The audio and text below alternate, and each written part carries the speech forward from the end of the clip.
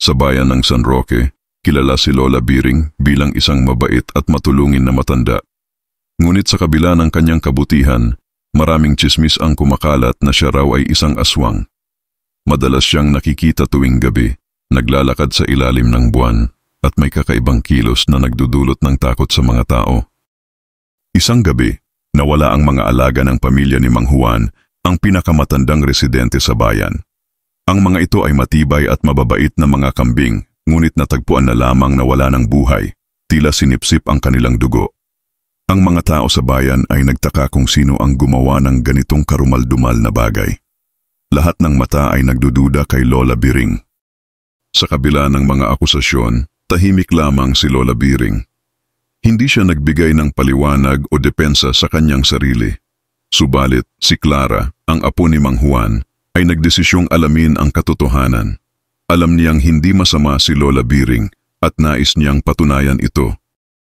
Isang gabi, sinundan ni Clara si Lola Biring.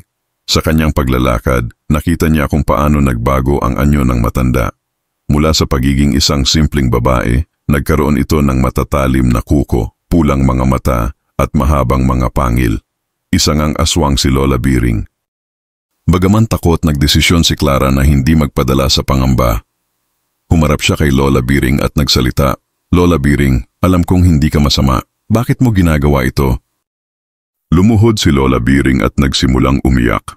Ikinuwento niya na minanan niya ang pagiging aswang mula sa kanyang pamilya at wala siyang ibang paraan upang mabuhay, ngunit kahit kailan hindi siya pumapatay ng tao. Ang mga hayop lamang ang kanyang sinasaktan upang hindi masaktan ang mga tao sa bayan. Napagtanto ni Clara na bagaman si Lola Biring ay isang aswang, mayroon pa rin siyang puso. Sa tulong ng mga albularyo at mga tao sa bayan, nagsagawa sila ng ritual upang alisin ang sumpa kay Lola Biring. Mula noon, naging normal na tao si Lola Biring at muling natanggap ng mga tao sa bayan.